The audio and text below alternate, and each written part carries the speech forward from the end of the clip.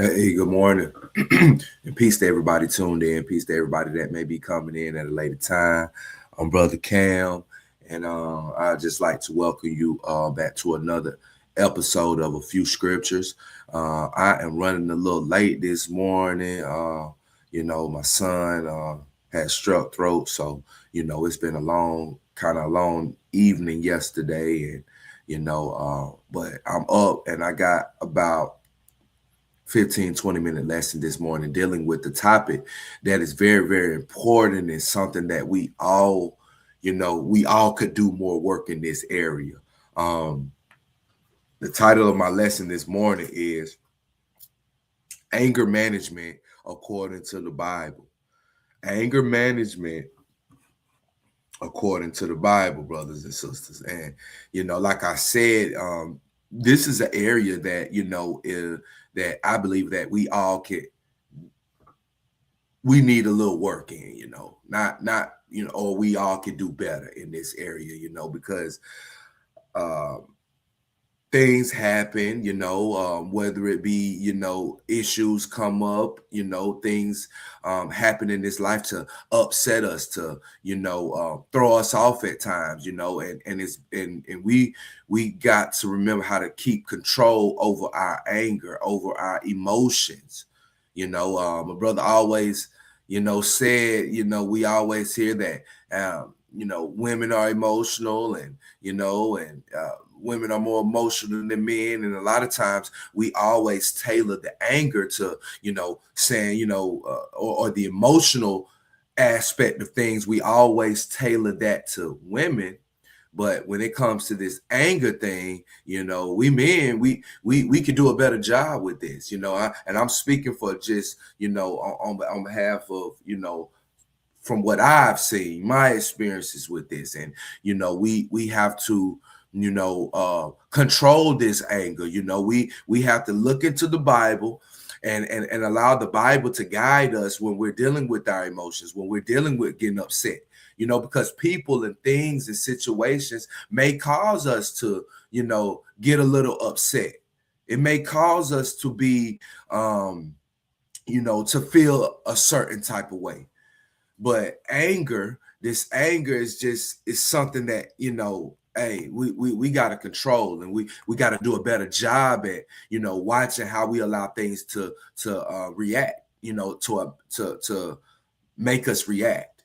And me and my wife was talking yesterday, and I always like to say my wife, she is the one that, when me and her, there's some little strife, or there may be a situation come up, not necessarily like strife, but a situation may come up, and we both feel a certain type of way about whatever the case may be.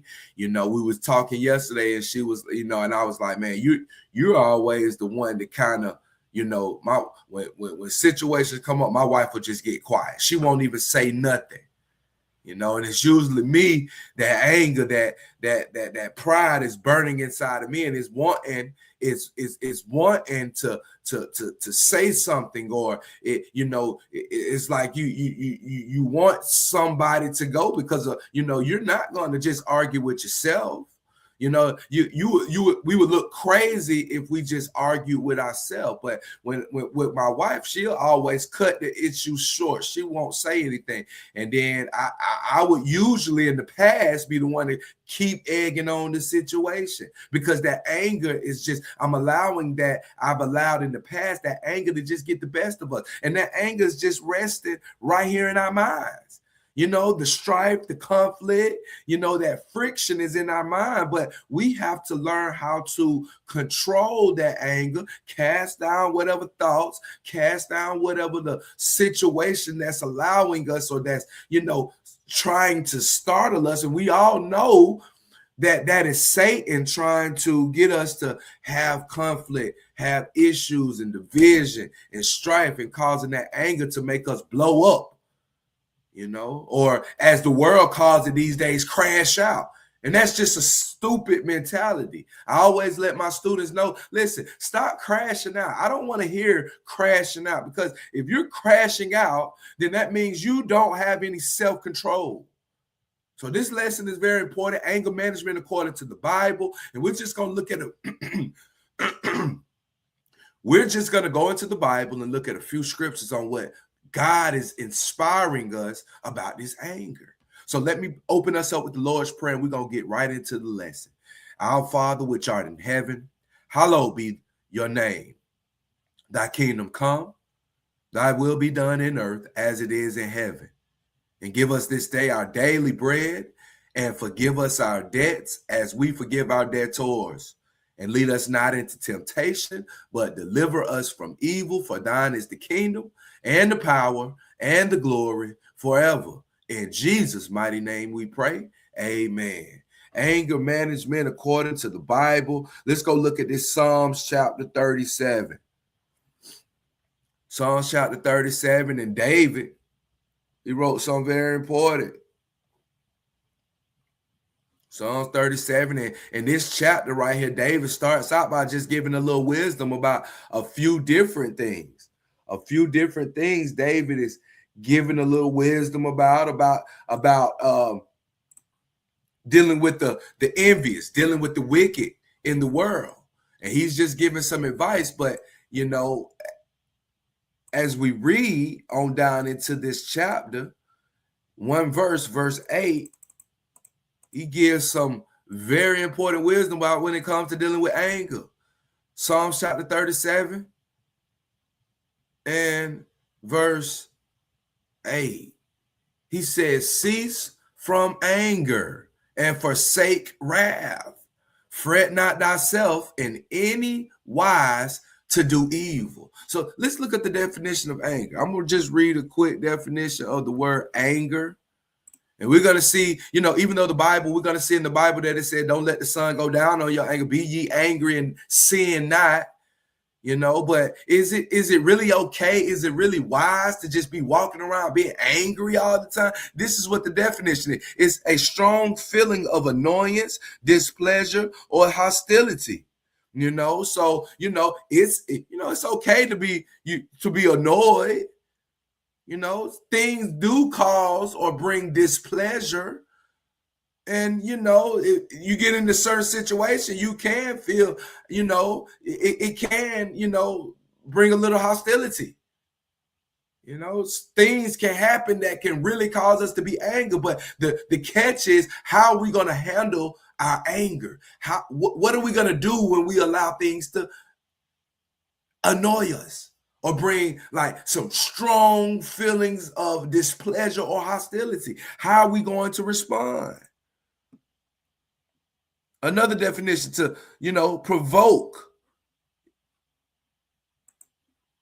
That's another definition of anger. Let me look at something that's a strong feeling of displeasure and usually of antagonism, a threatening or violent appearance or state. You know, that could cause anger. Okay. But when we just look at that anger, you know, God is telling us in this Psalms 37 verse 8, say, cease from anger and forsake wrath, you know, because, you know, when you become angry or you let your anger get the best of you, hey, it ain't nothing going to come of that but wrath and just a bad, unill situation when you allow the anger to get the best of you. So we got to walk in wisdom. Cease from anger and forsake wrath. Fret not thyself in any wise to do evil, brothers and sisters. So we got to cease from that. You know, that extreme anger. Wrath is extreme anger. Like, the Lord don't want us getting to that level. You know, things can make us angry, but we got to always put the perspective inside with wisdom. Mix the situation with wisdom. So now we know how to, you know, tailor that anger. Now we know what to do with that anger. Now we know how to control the anger. Cease from anger and forsake wrath. Fret not thyself in any wise to do evil, brothers and sisters. Let's go over to Proverbs chapter 14. Proverbs chapter 14. Proverbs chapter 14. And we're going to read verse 29. Proverbs chapter 14 and verse 29. We're just looking at some wisdom, a few scriptures out of the Bible, and seeing what the Bible is giving us about anger. Because, you know, hey, a lot of times the mindset of the world we see it in the world. I see it in the kids. Is, well, you did this to me. You made me mad. So that they're trying to justify, doing really, really extreme things because they're mad or because they're angry. But the Bible is telling us, even in the anger, you got to have a little wisdom when things upset you or make you or make you want to crash out, as the world say. Because I work with students, I work with younger adult, middle school age kids, even dealing with high school kids at times. And the famous thing in the world is, hey, but you're gonna make me crash out. But that's foolishness.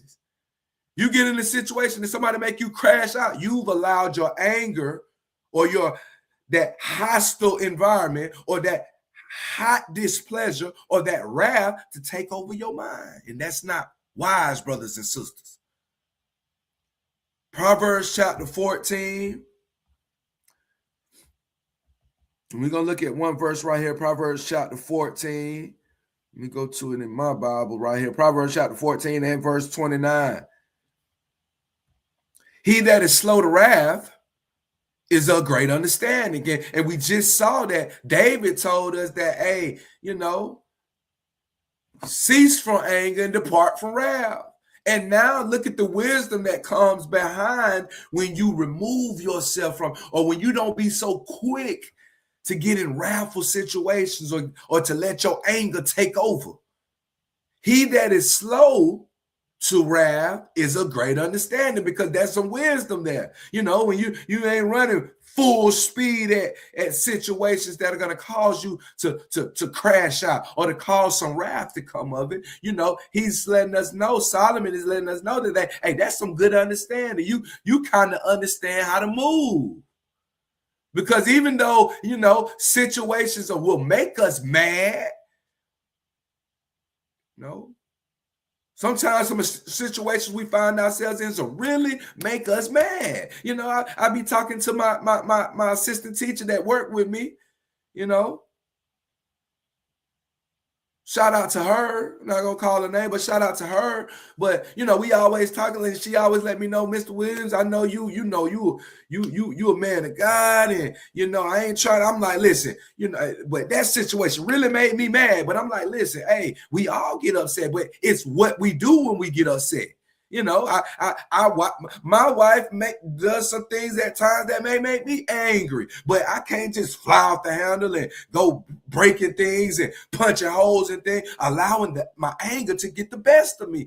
That's not Christ-like. So that's why the Bible is going to, we always got to keep in mind what the Bible is giving us, the wisdom. And it says, he that is slow to wrath is of great understanding. You got to think about these things before you just go making your moves. But he that is hasty of spirit, guess what's going to happen? He exalted folly. Every time we allow our emotions to just take control and we don't think, and we just so quick to just move and allow these angry thoughts to make us do this or do that, hey, we exalted folly. There ain't no wisdom in that. There's wisdom in being slow to wrath. We have great understanding, but he that is hasty of spirit exalted folly. You're moving with folly at this point. Let's go over to Proverbs 16.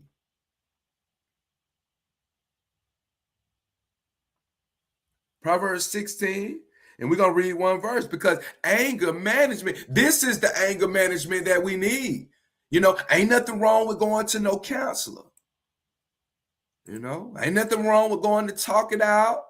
You feel like you and your spouse, you and your kids, or you just individually may need a little counseling because your anger. They have these different anger management courses and things of that nature. You even see that more so dealing in marriages when there's some type of abuse, or some type of, situation that causes some physical or even verbal abuse. Because, even the anger management, it don't always, even anger sometimes, it don't always get to the physical abuse or the physical aspect of, as we know it is fighting or breaking things. Even your anger, we got to control that, because our tongue, we allow our anger to get the best of us, and then we say stuff, Go to cursing people out and things of that nature. Allowing our tongue to get the best of us, saying things that, because, saying things you can't take back. Especially us in marriages and people that, when you're dealing with people, especially us that are, calling ourselves servants of God, we got to watch the stuff that come out of our mouth, especially when we're angry or when we're upset. Look at this, Proverbs chapter 16. And we're going to read one verse 32. Look at some more wisdom that the Bible is telling us about this anger. Verse 32, it say, he that is slow to anger is better than the mighty. Like, if you can control your anger, man, you better than the mighty. And I always have to shout out my father, Clifford Williams, because boy, I can count on my finger how many times I saw my dad get mad and he got upset, but he always knew how to stay calm.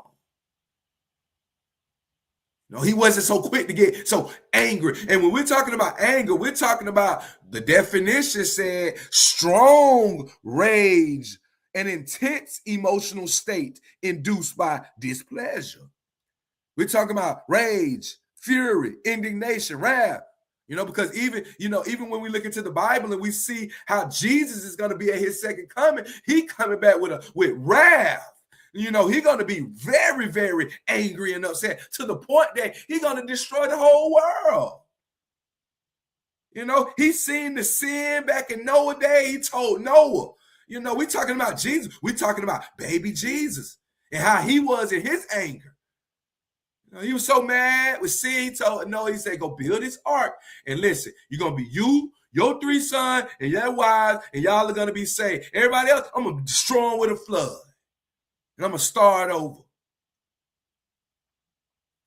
But we know that that's righteous anger. The anger that we're talking about this morning, brothers and sisters, the anger that of the world, the crashing out anger, the anger that sometimes gets the best of us, and we just go out and we fly off the handle. That's the anger we're talking about. That's the anger that needs to be managed, brothers and sisters. And we're just looking at it according to the Bible.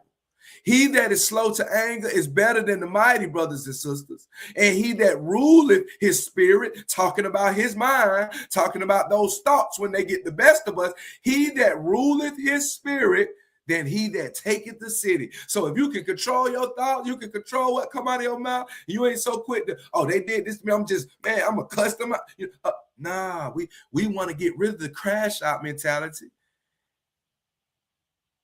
and be able to be slow to anger, because it says you're better than the mighty. And he that ruleth his spirit is better than he that taketh the city. Because look at what the tongue will do. James chapter 1. This is a part of the anger management. Because if we don't control this, look at what happened. Look at what happened. James chapter 1 and verse 19. Wherefore, my beloved brother, let every man be swift to hear. So we quick to hear, we quick to listen. My assistant coach Phil that passed away. One thing about him, I keep telling people is like he ain't really never just talk a lot. He didn't talk a lot until it was time to talk. But one thing I noticed about him, he was very quick to listen. Like I would talk to him about, situations I'm going through, talk to him about the situation with my father, talk to him about, things with my mother, and he would help me know how to be there for my parents and things like that. But he would listen. He would be drilling me by looking me in my eye. He was so quick to listen. Many times he'd be talking and I kind of like over talk him, and he'll just stop and he'll listen. But that's what the Bible is telling us to do. Let every man, woman, boy, and girl, we need to be more focused on being swift to hear, slow to speak. We need to stop running our mouth so much, over talking people, swift to hear, slow to speak, which will lead to being slow to wrath, brothers and sisters. 3 things James is letting us know, and this is the brother of Jesus, the half brother of Jesus. He's letting us know, hey, everybody, you need to be swift to hear, meaning you need to be quick to listen.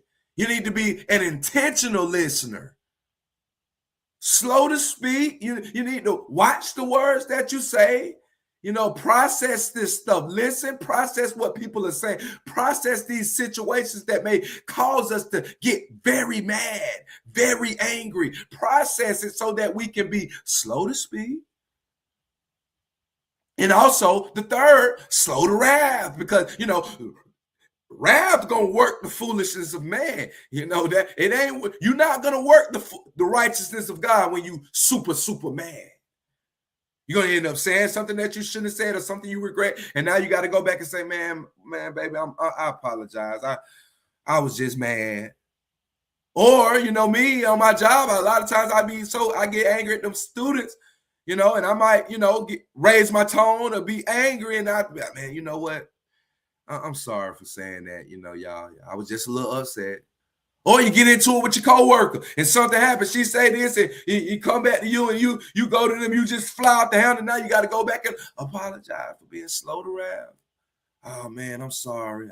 I shouldn't have said that. But if we take heed to these 3 levels of advice, swift to hear, slow to speak, and slow to wrath, this is what we're going to produce. Verse 20, for the wrath of man worketh not the righteousness of God. So, if we're trying to be servants of God and we're trying to do our best to honor our Heavenly Father, then we want to work the righteousness of God.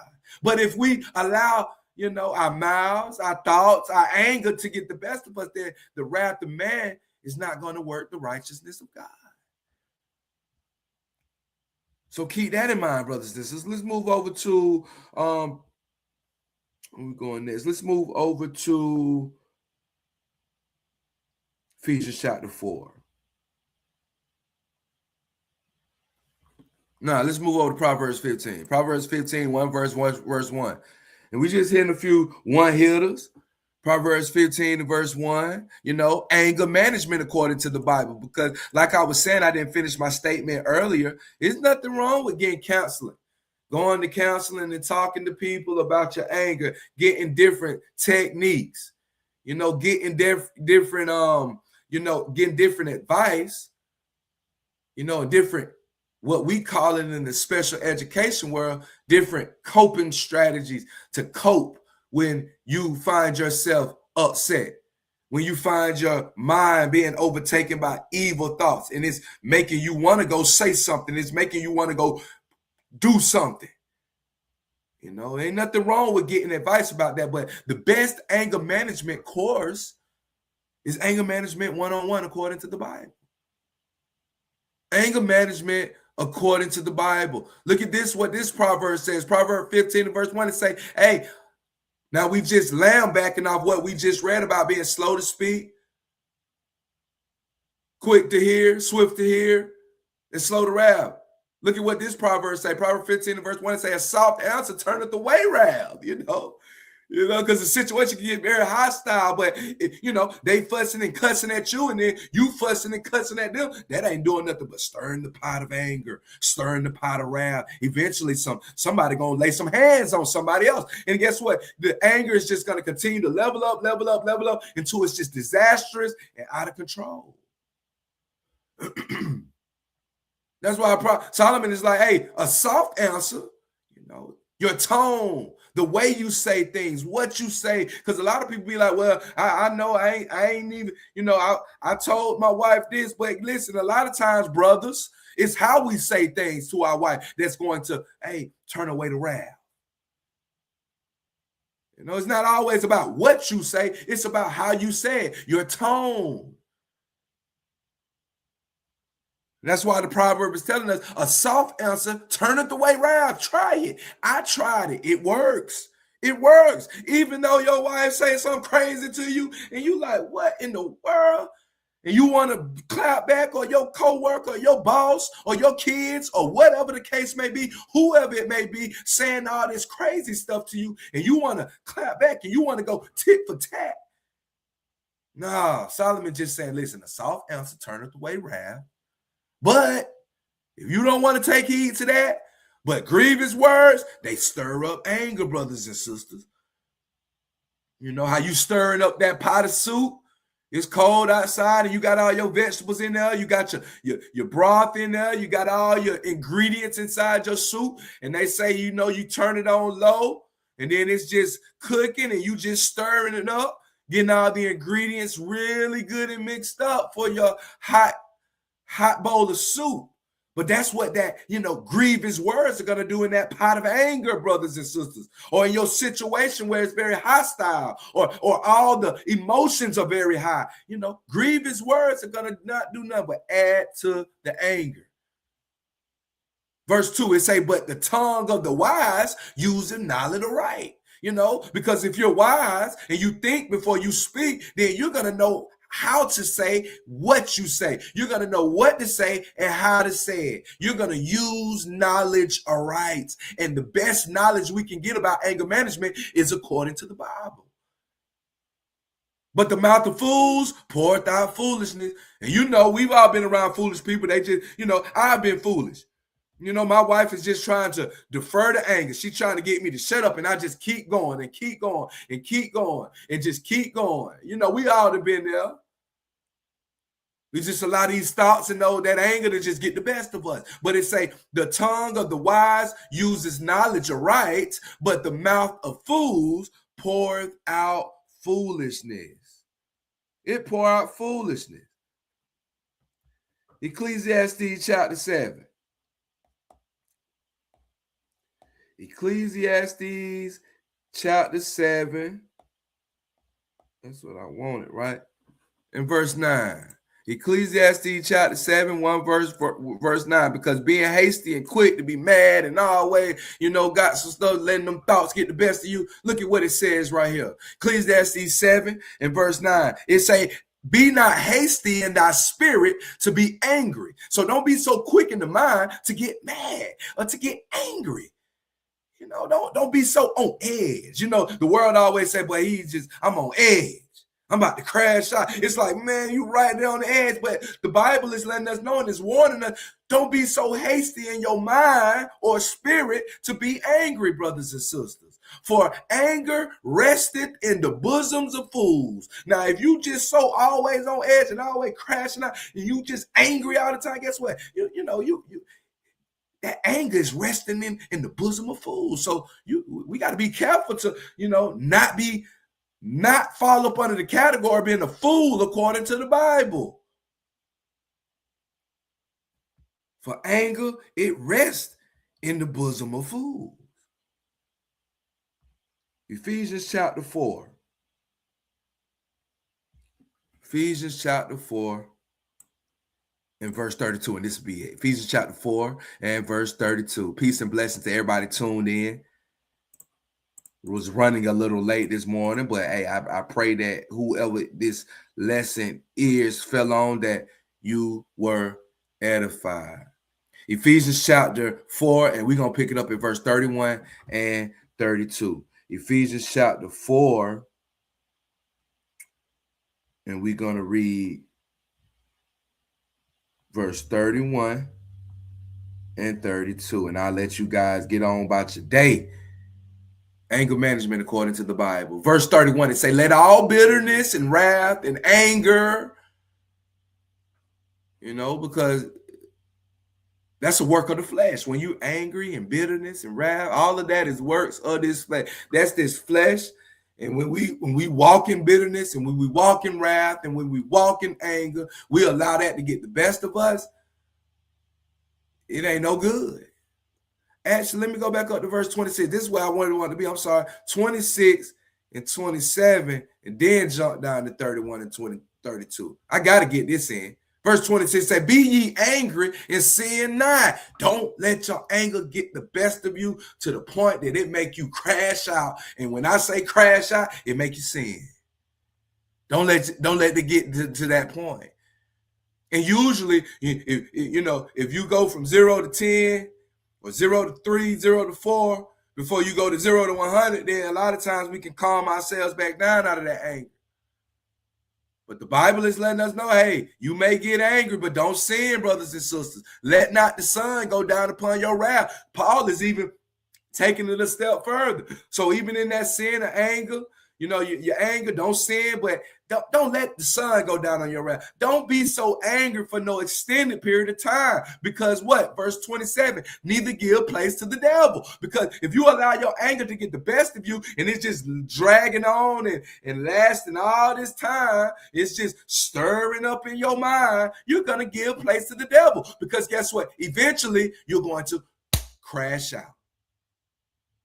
You're going to crash out. You want me to say something you shouldn't have said because that anger is just lingering, And even in letting the sun go down on your wrath, you wake up the next day and guess what? Them evil thoughts are still in your mind because you didn't leave it in the past. You didn't leave it in yesterday. Be ye angry and sin not. Let not the sun go down upon your wrath. Don't go to bed with no heavy mind of anger and bitterness. Neither give place to the devil. Jump down to verse 31. Let all bitterness, not some of it, get rid of all of the bitterness and wrath and anger, brothers and sisters, the anger and clamor and evil speaking. Don't be talking bad about people. The evil speaking. Don't be talking about people. You got a problem with your brother? Go to your brother. We all working on that. We get caught up in conversations and hearing stuff, but we got to cut that evil mess short because God is watching all of us. Evil speaking, and what we need to do with all these 5 characteristics, bitterness, wrath, and anger, and clamor, and evil speaking, be put away from you with all malice. Get rid of the malice. 6 important things that God is telling us by the mouth of Paul to get rid of, brothers and sisters. Let all of it be put away from you with all malice. We need to do some close study on these words: malice, clamor, evil speaking, anger, wrath, bitterness. I think I'm going to do a Sabbath class on those. It's important. Because like we read in James, wrath don't work the righteousness of God. And we all trying to be righteous in the eyes of God. We all trying to walk like Christ. You can't walk like Christ being bitter and wrath and having that anger all the time. But this is our anger management according to the Bible. In verse 32, it's saying this is it. And be ye kind one to another, because anger and kindness does not mix. You can't be mad and angry and be kind. It don't work. I've tried it. I knew the Bible was telling me to be kind, but I wanted to be mad. So it did not mix. Like iron and clay. It don't mix. Like water and oil. It don't mix. And be ye kind one to another, tenderhearted. Brothers, we got to work on this. We got to be more tenderhearted. It ain't what we say, it's how we say it. Listening more. Tenderhearted. Doing what else? Forgiving one another. Oh, man, he sinned against you. Oh, man, he got over on me. Oh, man, he hurt me. Oh, man, he did this to me, this, that. He did this to my kid, my wife. We got to forgive one another. Christ forgave you, right? Think back for a moment, brothers and sisters, of all the evil we've done in our life. But God is letting us know. He's telling us, forgiving one another, brothers and sisters. Forgiving one another, even as God the Father, talking about the Father, just like God, for Christ's sakes, have forgiven us, we need to do the same thing. So with that being said, brothers and sisters, anger management according to the Bible. I pray you guys were edified. I hope you guys have a great day. Peace and blessings to everybody in the mighty name of Jesus. Lord willing, I'll be back on Friday with another lesson of Fuel Your Faith Friday. Peace in the mighty name of Jesus. Y'all have a great day. Peace. Hope you were edified. Peace.